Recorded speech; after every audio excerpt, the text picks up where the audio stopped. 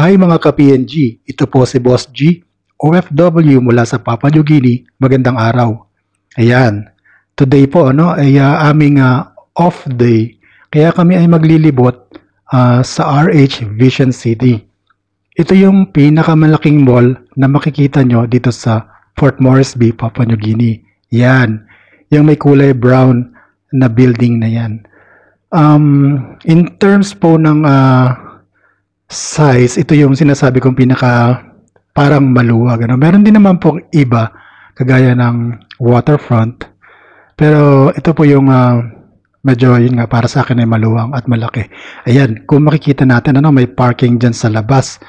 At pwede kang mag-park dyan, free yan. At wala kang babayaran. Yun nga lang, pag umulan or maaraw, apektado ka. Ito naman pong parking sa ilalim, sa loob. Ito po ay paid parking. At automated na po ang pag-register ng sasakyan dito. Once na makita sa camera ang iyong plate number, ay mare-register na sa system kung anong oras ka dumating. At pag aalis ka, magbabayad ka lang dun sa booth sa lower floor ng RH Vision City at makikita mo na kung magkano ang babayaran mo. Usually for 1 hour of stay ay 3 kina ang babayaran mo. At kapag nag-extend ka, it's either 5 or 7 kina. Ayan, marami pong slot dito. At kapag ka loose week, ay pag loose week, hindi ganong marami ang nagpa-park dito. Pero pag gabman or yung tinatawag nilang payday ng mga government employees, ayan, maraming tao dyan. At ito yung madalas kong pinupuntahan dito sa RH Supermarket. Yung mga basic commodities. Yung mga beans, yan, medyo mahilig ako sa beans kasi kapag hindi ko masyadong type ang ulam, nagbe-beans lang ako, ayan, masarap yan. At meron din naman mga gaya nito, Australian slices ng pineapple.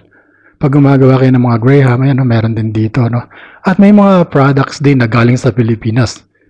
Ito nga yung itong mga minatamis na ito, Pwede kang gumawa ng halo-halo o ano pa mga minatamis na gusto mong gawin. At yan, ihahalo mo lang ito.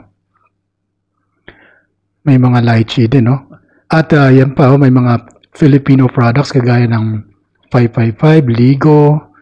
Kung namimiss mong kumain ito, Ayan pa, Del Monte Spaghetti. Kung gusto mong, tong sauce ng spaghetti. Kung gusto mo magluto ng spaghetti, yan, pwede kang bumili dito sa RH. Marami.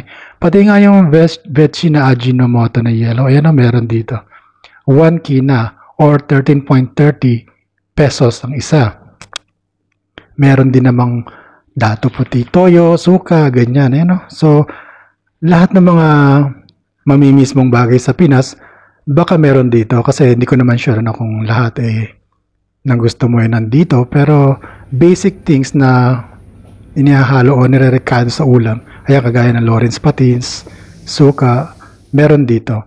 Tingnan naman natin ang presyo ng mga gulay dito. Ayan, kung makikita nyo Teka, puntahan natin yung kamatis at gawin nating sample.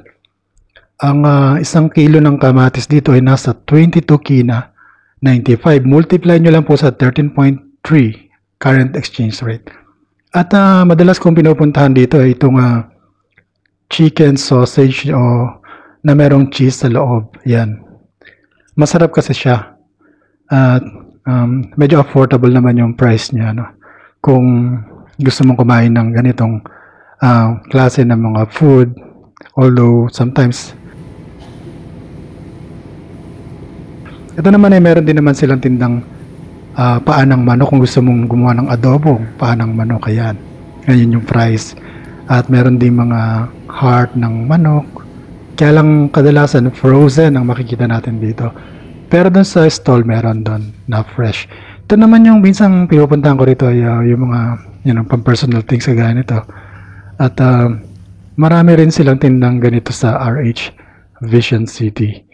Sa labas naman ng RH Vision City, sa labas ng RH Supermarket, pero sa loob pa rin ng Vision City, yan, meron ditong bakery na madalas naming pinagbibilhan kinukuhanan ng white bread. Ayan.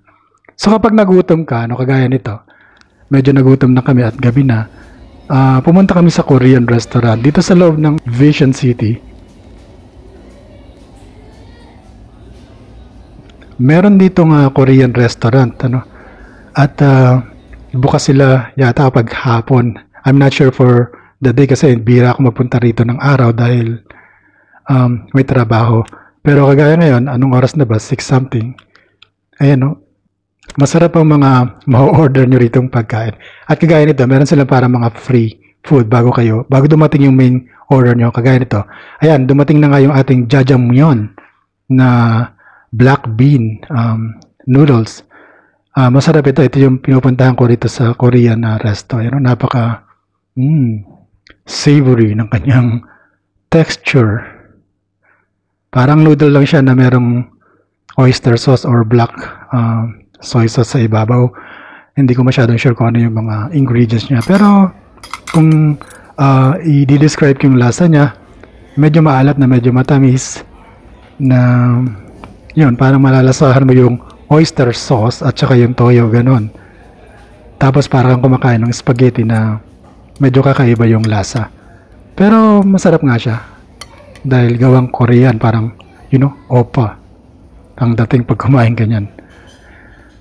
At ito pa yung isang order namin, itong marami silang mga soup dito, tsaka mga Korean foods, Gaya nito, ito yung soup na meron parang seafood soup. Hindi ko lang natandaan kung anong pangalan itong order na to. Pero isa rin to sa mga masarap nilang product dito, yung noodles na may soup. At hipon at yung tahong, ayan. So, feel na feel mo talaga yung parang shabu-shabu siya, para pag kinain mo talaga, ramdam mo yung sarap ng seafood sa soup niya. Kasi masarap yung pagkatimpla. Ayan, tingnan natin,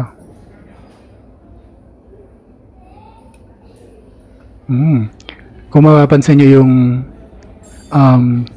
chopsticks is for Korean talaga siya na medyo flat na elongated. I mean, flat siya na metallic. At ito naman yung kanilang masarap na iced tea. Ayan. Pampawi ng uhaw kapag nauuhaw ka na. So, hindi nga namin nakain lahat. Itong jjajangmyeon ay pina-take out ko kasi doon pa lang sa seafood soup, busog ka na talaga. Ayan, sulit naman po yung pagkain nyo rito. 30 plus kina yata ang isang order. So, medyo pricey siya pero okay naman. Sulit yung bayad nyo kasi ang sarap. At saka ang daming serving po. Pang 2 tao yung isang order. Busog na busog ka talaga kapag umorder ka rito at kumain ka. So, total po ng binayaran ko 84 kasi meron siyang drinks na kasama. Ayan po, uwi na po kami mga ka-PNG. Yan lang po ang video natin for today mga ka-PNG at sana po nakatulong ito sa mga aspiring OFW na pupunta sa Papua New Guinea. Salamat po sa panonood. Goodbye.